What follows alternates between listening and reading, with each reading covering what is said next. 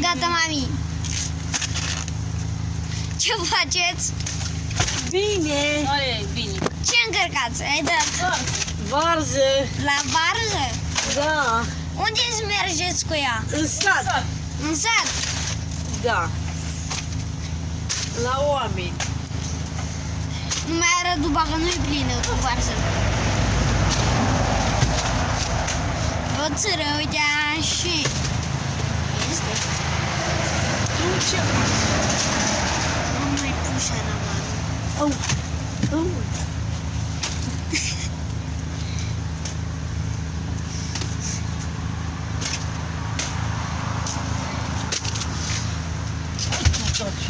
Mai ziceți ceva Ce aici. să mai zice? Zi să răm gestul.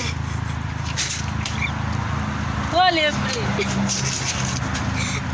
Când ai zis la varză, Varză călită, să nu luați.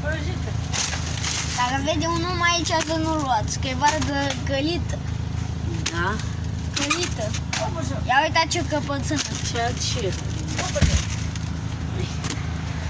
Căpățâne, căpățâne.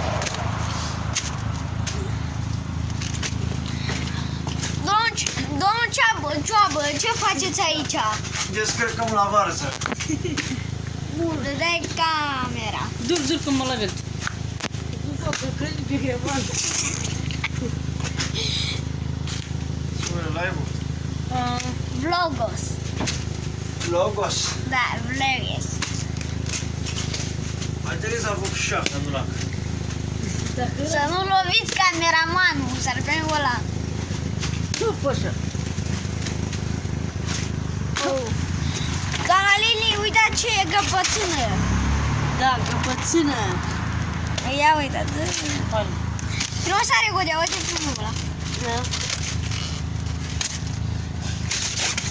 Căpățână ai mai mare, uite frumos e godea. Ăla.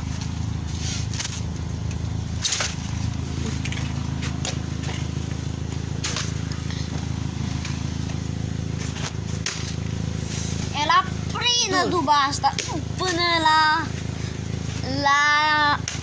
plină, full lights.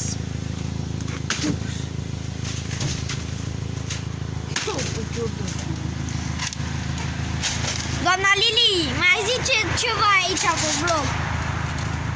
Să încărcăm varza.